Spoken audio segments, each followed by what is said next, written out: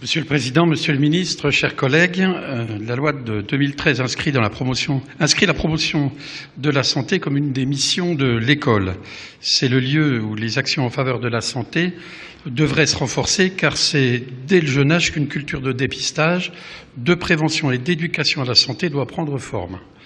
Malgré cette prise de conscience, la réalité sur le terrain, nous l'avons vu dans l'exposé fait par des collègues, la réalité est malheureusement loin d'être optimiste.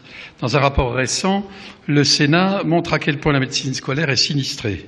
Comment ainsi assurer une médecine scolaire de qualité avec à peine 1000 médecins, soit un médecin pour 12 000 élèves, voire dans certains territoires, un médecin pour 46 000 élèves. Il est donc important et urgent de mener une vraie politique de renforcement de la médecine scolaire. On a l'habitude de le dire, la santé n'a pas de prix, mais elle a un coût. Et tout tourne effectivement autour des moyens que peut mettre la puissance publique à l'intérieur de ces coûts. Et là, justement, tous les moyens doivent être mobilisés. On a eu le plaisir d'entendre le ministre qui vient de confirmer, parce que sinon on aura quand même franchement du mal à atteindre avant 2020 un 100% de bilan de santé avant l'âge de 6 ans annoncé dans la stratégie de santé 2018-2022.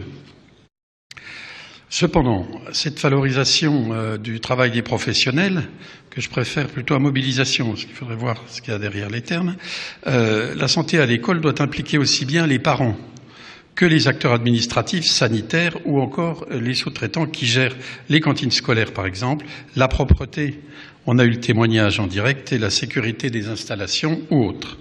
Ce projet d'avis montre bien à quel point il est important que l'ensemble des intervenants échangent, coopèrent, participent, pour que la question de la santé à l'école s'inscrive dans le cadre de projets collectifs. Il est donc important de mobiliser l'ensemble des facteurs qui peuvent favoriser une bonne santé physique et psychologique des élèves et d'inscrire la santé scolaire dans une vision à long terme. Enfin, le groupe Force ouvrière insiste sur le rôle que tient l'école dans la construction de l'égalité républicaine due aux futurs citoyens. Des élèves en meilleure santé sont un des prérequis de cette égalité. Le groupe Force ouvrière votera ce projet d'avis et puisqu'il me reste 34 secondes, j'en profite pour remercier chaleureusement les rapporteurs de cet avis. Merci.